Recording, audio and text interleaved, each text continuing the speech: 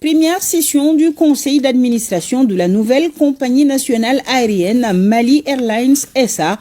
On se rappelle que c'est en août 2024 que la décision a été prise par les autorités de doter le pays de sa propre compagnie, comme par le passé avec Air Mali SA. Et déjà que de chemin parcouru, les statuts et les différents staffs de la compagnie sont en place, nous précise Arjou Matina.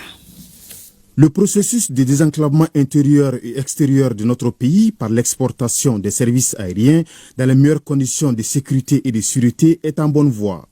La nouvelle compagnie nationale Mali Airlines SA, créée en août 2024 par les plus hautes autorités, est à pied d'œuvre et vient de tenir la toute première session de son conseil d'administration. Les plus hautes autorités de la transition, sous le leadership de son Excellence, le général d'armée Assimi Goïta, ont, par ordonnance du 13 août 2024, créé la compagnie aérienne nationale Mali Airlines SA.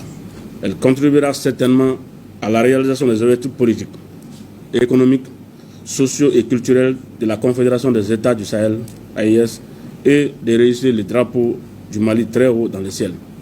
Notre première tâche va consister à poser les bases de l'opérationnalisation, notamment la définition d'un modèle économique efficient, la recherche de partenaires fiables, l'acquisition d'aéronefs, etc. L'ordre du jour que je vous propose pour cette première session est le suivant: la présentation des administrateurs sociaux et commissaires aux comptes de la compagnie, l'examen des activités du chronogramme d'opérationnalisation de la compagnie aérienne.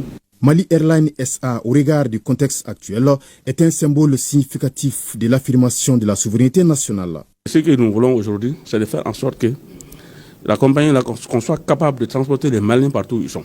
Et c'est des instructions que nous avons reçues des hautes autorités en tant que PCA et en tant que membre du conseil d'administration. Nous allons vraiment accompagner ces efforts-là pour que les premiers avions soient vus rapidement dans les cieux du Mali et dans les cieux internationaux. Grâce à l'engagement des plus hautes autorités, bientôt les couleurs nationales voleront dans le ciel selon les responsables, car les jalons sont déjà posés. Dans l'aviation, le processus d'opérationnalisation d'une compagnie aérienne prend du temps. Il y a des préalables. Et ce processus commence avec l'obtention de l'agrément de transport aérien. Ensuite, il y a l'étape de l'obtention du permis d'exploitation aérienne. Et il y a un plan d'affaires initial qui a été élaboré. Et c'est sur cette base qu'on a fait un chronogramme d'opérationnalisation. C'est un processus et au moment opportun, nous allons communiquer la date du premier vol inaugural.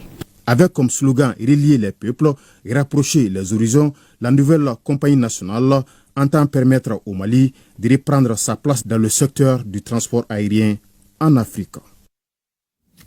Oui, vivement les vols de Mali Airlines SA.